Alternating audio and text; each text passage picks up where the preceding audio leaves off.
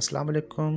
आज मैं आपको टाइप्स ऑफ फाउंडेशन के बारे में बताऊंगा कि कौन कौन सी जो फाउंडेशंस हैं बिल्डिंग के लिए इस्तेमाल होती हैं और उनको उनका क्या क्या नाम है और उनको हम किस लिए इस तरह की टाइप्स बनाते हैं। तो सबसे पहले है राफ्ट फाउंडेशन। तो ये एक राफ्ट फाउंडेशन है, इसमें इसको मैट फाउंडेशन भी कहते हैं। ये इसका जो आरसीसी स्ट्रक्चर होता है, एक पैड बना होता है नीचे और उसके ऊपर जो है ना वो कॉलम जो है ना वो बनाते हैं।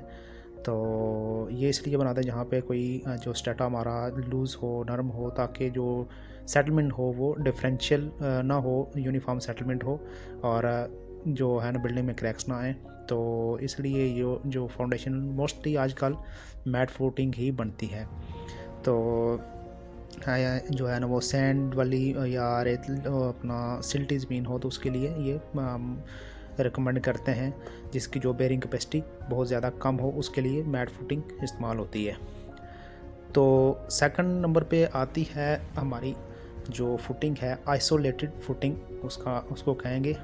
इसमें जो है ना वो रिलेटिवली जो स्टेटा है राफ्ट के अंडर जो है उससे जो हार्ड है होता है, और अगर स्पैन ज़्यादा हो तो हम फिर एक जो है ना वो पैड बनाते हैं नीचे। हर कॉलम का अलग अलग पैड होता है, तो इसको हम आइसोलेटेड फुटिंग जो है ना वो कहते हैं।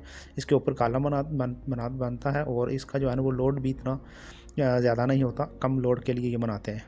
तो एक आइसोलेटेड फुटिंग है, इस तरह की हम बनाएंगे स्लोप में। तो रिलेटिवली जो आइसोलेटेड फुटिंग है उससे जो ज़्यादा लोड हो और स्ट्रेटा जो है ना नीचे हार्ड हो, तो हम पंचिंग शेयर से बचने के लिए जो फुटिंग बनाएंगे उसको हम इस तरह स्लोप जो है ना वो फुटिंग कहेंगे। स्लोप क्योंकि इसके जो है ना वो load along the slope distribute हो जाएगी और जो है ना वो पंचिंग शेयर नहीं होगी। तो इसमें लोड ज़्यादा होता है और जो है ना जो ज़मीन जो थोड़ी हार्ड है, इसलिए हम इसको आइसोलेट बनाते हैं, लेकिन बनाते हैं स्लोप में है। तो ये भी जो है ना वो आरसीसी स्ट्रक्चर है, इसके अंदर जो है ना वो स्टील भी यूज़ होता है। तो नेक्स्ट है हमारे पास पाइल फुटिंग, जहाँ पे लोड बहुत ज़्यादा हो, जैसे कि हमारे पास ब्रिजेज़ हैं या इस तरह की स्ट्रक्चर्स हैं। तो उसके लिए हम जो है ना फिर जो है ना वो ज़मीन के ऊपर रिलाई नहीं करेंगे, उसके अंदर फिर जो हार्ड स्ट्रेटा नीचे होगा उसके लिए उस पर जो है ना लोड ट्रांसफ़र करने के लिए नीचे हम पाइल्स बनाएंगे। पहले आरसीसी पाइल्स होंगी या डिफरेंट टाइप की, ये लोड बेरिंग या फ्रिक्शन पाइल होंगी। वो बना के उसके ऊपर एक पाइल कैप बनाएंगे, उसके ऊपर फिर हम कॉलम या ब्रिज का पियर बनाएंगे। जैसे कि ये मैंने एक ब्रिज का पियर बनाया हुआ है।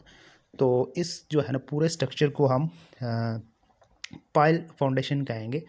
तो पाइल भी डिफरेंट किस्म की हैं। तो जैसे ये लोड बेरिंग है, जो हार्ड स्ट्रेटा हम जहाँ तक आएगा वहाँ से उन पाइल्स को उठाएंगे, फिर उसके ऊपर पाइल बनेगी, पाइल कैप बनेगी और फिर हम पियर बनाएंगे। तो उसके बाद आता है हमारे पास एक फुटिंग है, ये भी आइसोलेटेड फुटिंग है, लेकिन इसको हम स्टेप्ड फुटिंग के नाम से जानते हैं। तो इसमें वही फिनोमिना है कि अगर हम पैड फुटिंग बनाएं सिंपल तो उसमें पंचिंग होगी, तो इसलिए हम इसको स्टेप बनाते हैं ताकि लोड डिस्ट्रीब्यूट हो सके और इस पंचिंग शेयर से बचा जा सके। तो इसलिए हम इसको ये इसके स्टेप बन जाते हैं। तो नंबर ऑफ़ स्टेप जो है ना वो लोड पे डिपेंड करेंगे, आपके जितने भी आपका लोड होगा उतना आप स्टेप बना सकते हैं। तो ये स्टेप फुटिंग है। उसके बाद हमारे पास नेक्स्ट जो फुटिंग आएगी उसका जो नाम है कंबाइन फुटिंग। कहीं भी जो हमारे दो कॉलम के दरमियान स्पैन कम हो और उन दोनों कॉलमों को जो है ना डिफरेंशियल सेटलमेंट का अंदेशा हो, तो हम जो है ना वो आप उनको आपस में जो है ना वो कंबाइन कर देते हैं। तो इसका नाम कंबाइन फुटिंग है। तो जो दो पैड हम बनाएंगे कॉलम के दरमियान, जहाँ अगर सेंट्रल पोर्शन में स्पेस थोड़ी बच रही है तो हम उसको प्रेफर करेंगे कि उसको कंबाइन कर दें। तो इसका नाम कंबाइन फुटिंग है।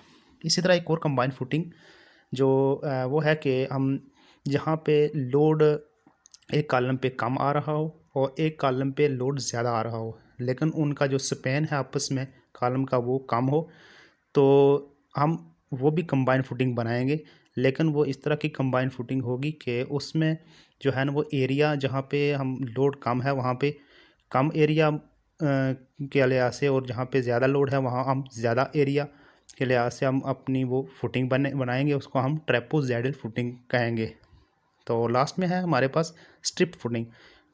ये जनरली हम जो है ना वो अपने हाउसेस वगैरह में जहाँ भी जो वाल बनाएंगे उसके नीचे एक फुटिंग बनेगी, एल शेप वाल है, आई शेप वाल है, जिस तरह भी है उसके नीचे फुटिंग बनेगी। वो 2 या 3 फीट जो है ना विड्थ में होगी, तो लेंथ जितनी भी वाल की लेंथ होगी तो उसको हम स्ट्रिप फुटिंग कहेंगे।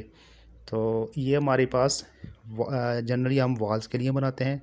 जो ब्रिक मैसनरी है तो ये इसको हम स्ट्रिप फुटिंग कहते हैं।